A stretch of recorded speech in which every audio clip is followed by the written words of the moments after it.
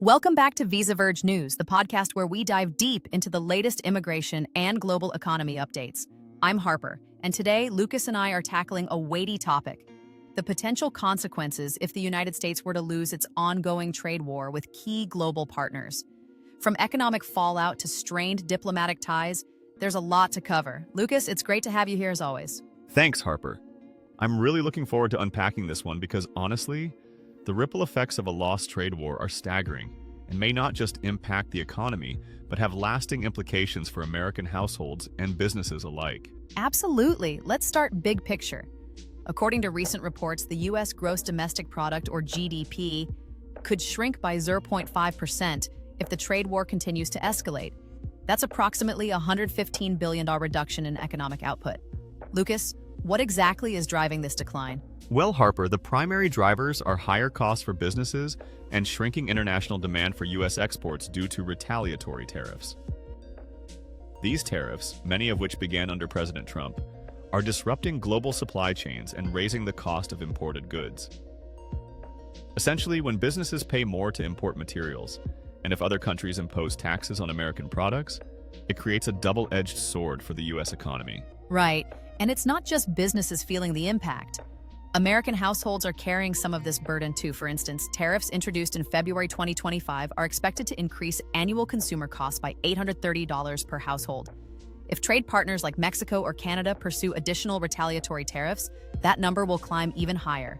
That has to hit lower-income families hard, doesn't it? It really does. Tariffs act like hidden taxes on everyday goods, and when budgets are tight, even incremental increases exacerbate financial stress. As you mentioned, the effect is disproportionate for low-income households spending larger portions of their income on essentials. Plus, stagnant wage growth means people have less flexibility to absorb these costs.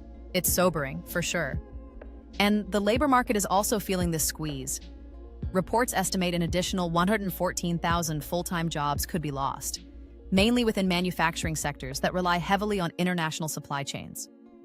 What's more, Lucas, isn't the automotive industry facing a particularly tough road ahead? It is, Harper. The proposed 25% tariff on cars and vehicle parts alone is projected to cut U.S. GDP by 0.1% and could cost 81,000 jobs directly related to that industry. And the ripple effects extend far beyond automotive jobs. Think suppliers, logistics companies, and even retail workers specializing in car sales. That really paints a picture of how interconnected everything is.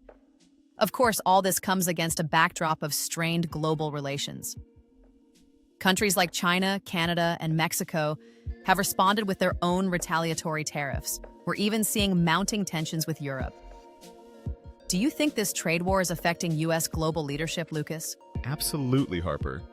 Historically, the U.S. has been a strong voice in shaping global trade rules, but isolationist policies could weaken its leadership role. In forums like the World Trade Organization or the G7, losing influence could limit America's ability to impact future trade practices. It's not just an economic issue, it's about maintaining diplomatic leverage. That's an important point. Let's pivot to recovery scenarios. Experts suggest pathways that range from resolving disputes within 1 to 2 years to more extended recovery windows of 5 years or longer, depending on how entrenched these conflicts become. What's your take on the feasibility of quick resolutions? A quick resolution is ideal, Harper, but honestly, it requires a significant shift in policy and diplomatic willingness across all parties.